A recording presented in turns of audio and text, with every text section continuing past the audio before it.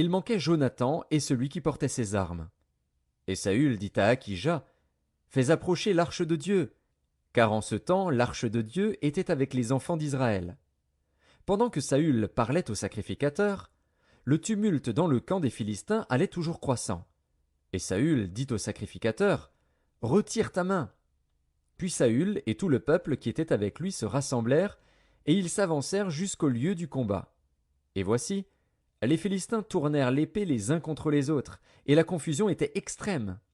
Il y avait parmi les Philistins, comme auparavant, des Hébreux qui étaient montés avec eux dans le camp, où ils se trouvaient disséminés, et ils se joignirent à ceux d'Israël qui étaient avec Saül et Jonathan. Tous les hommes d'Israël qui s'étaient cachés dans la montagne d'Éphraïm, apprenant que les Philistins fuyaient, se mirent aussi à les poursuivre dans la bataille. L'Éternel délivra Israël ce jour-là, et le combat se prolongea jusqu'au-delà de Beth-Aven. La journée fut fatigante pour les hommes d'Israël. Saül avait fait jurer le peuple, en disant « Maudit soit l'homme qui prendra de la nourriture avant le soir, avant que je me sois vengé de mes ennemis. » Et personne n'avait pris de nourriture. Tout le peuple était arrivé dans une forêt où il y avait du miel à la surface du sol. Lorsque le peuple entra dans la forêt, il vit du miel qui coulait. Mais nul ne porta la main à la bouche, car le peuple respectait le serment. Jonathan ignorait le serment que son père avait fait faire au peuple. Il avança le bout du bâton qu'il avait à la main, le plongea dans un rayon de miel, et ramena la main à la bouche. Et ses yeux furent éclaircis.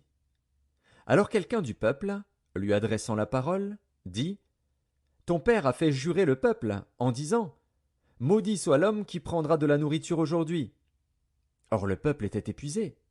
Et Jonathan dit « Mon père trouble le peuple. Voyez donc comme mes yeux se sont éclaircis, parce que j'ai goûté un peu de ce miel. Certes, si le peuple avait aujourd'hui mangé du butin qu'il a trouvé chez ses ennemis, la défaite des Philistins n'aurait-elle pas été plus grande? » Ils battirent ce jour-là les Philistins depuis Micmac jusqu'à Ajalon. Le peuple était très fatigué, et il se jeta sur le butin. Il prit des brebis, des bœufs et des veaux, il les égorgea sur la terre, et il en mangea avec le sang.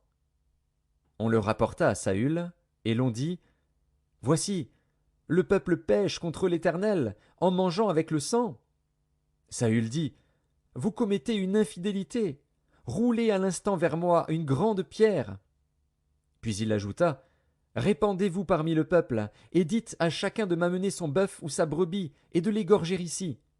Vous mangerez ensuite, et vous ne pécherez point contre l'Éternel, en mangeant avec le sang. » Et pendant la nuit, chacun parmi le peuple amena son bœuf à la main, afin de l'égorger sur la pierre. Saül bâtit un autel à l'Éternel. Ce fut le premier autel qu'il bâtit à l'Éternel. Saül dit « Descendons cette nuit après les Philistins.